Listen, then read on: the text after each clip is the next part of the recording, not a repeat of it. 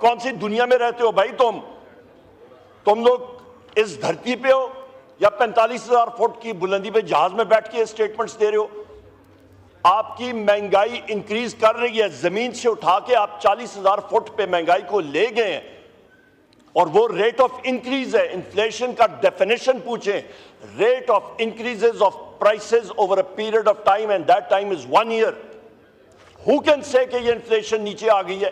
कौन कह सकता है? इन देयर राइट माइंड कोई बंदा कह सकता है? झूठ है ये। मैं चैलेंज करता हूं कोई यहां पे बात करे कि इन्फ्लेशन नीचे आ गई है। इंक्रीज आ रही है, नंबर 1। नंबर 2, जनाब स्पीकर, यहां पे बात कहते हैं economic growth. Economic growth finance committee में वहां पे एफपीआर चेयरमैन ये सारे वहां पे मौजूद थे और मैंने एक बात की थी फाइनेंस मिनिस्टर को कि जब आप जा रहे थे आईएमएफ के पास 17 सितंबर 2024, वहां पे मैंने आपको बताया था कि जो अजम्पशंस आप ले रहे हैं वो आपके फॉल्टी हैं, वो झूठ पे मबनी है, वो होने नहीं है। आपकी रेवेन्यू सप्रेशन आ रही है, रेवेन्यू ग्रोथ आपकी कम है, डेफिसिट है रेवेन्यू का एक कंपोनेंट। करंट अकाउंट डेफिसिट में आपने इंपोर्ट्स को रिस्ट्रिक्ट किया हुआ है, आपकी एक्सपोर्ट्स नहीं बढ़ रही हैं। एक पीरियड ऑफ टाइम के लिए आपने गला घोट के आपने कह दिया पेशेंट का हार्ट रेट ठीक हो गया या उसकी ब्रीदिंग रेट ठीक हो गई है, मैंने गला घोट दिया ब्रीदिंग रेट ठीक हो गई है। ये गलत अजम्पशन है।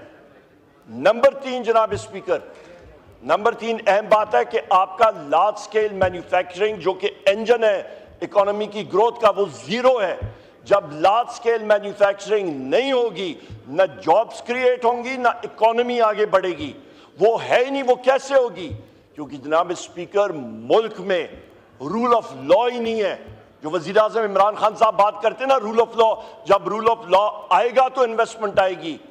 ये वज़रा जाके कभी चीन जा रहा है, कभी किधर जा रहा है, कोई किधर जा रहा है, इनकी आएं बाएं शाएं हम लोग देखते हैं, रिजल्ट जीरो। क्योंकि वो अगले इन्वेस्टर्स कहते हैं भाई अपना रूल ऑफ लॉ मुल्क में देखो। जहां पे इस्लामाबाद हाई कोर्ट के जजेस खत लिख रहे हैं सुप्रीम कोर्ट के कि इंटेलिजेंस एजेंसीज के लोग हमें ज़दोकोब कर रहे हैं।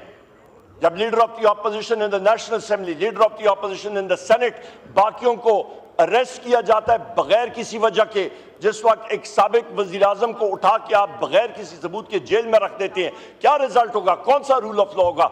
जब एक मुल्क का फॉर्म 47 का प्राइम मिनिस्टर उठ के शहबाज शरीफ ऑर्डर करता है कि डी चौक पे आप निहत्ते शहरियों पे live bullets full metal jackets की मारे और 12 शहादतें होती हैं, 200 से ज्यादा मिसिंग पर्सन्स अज्यूम्ड डेड, और उसके बाद 5,000 से ज्यादा अरेस्ट, उसके बाद हजारों लोग जो हैं आपके वो जख्मी हैं।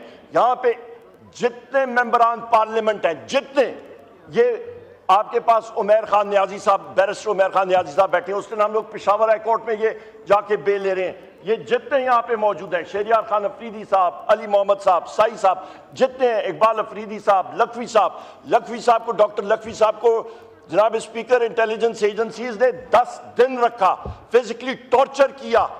कौन यहाँ पे इसका जिम्मेदार है? यहाँ पे मैं डिमांड करता हूं जनाब स्पीकर, जो स्पेशल कमेटी साई खुर्शीद शाह साहब की सरबराही में बनी थी, हमने यहाँ पे डिमांड किया था उसकी फिल फॉर मीटिंग बुलाएं और इन सारी चीजों को इस फ्लोर ऑफ द हाउस पे आना चाहिए।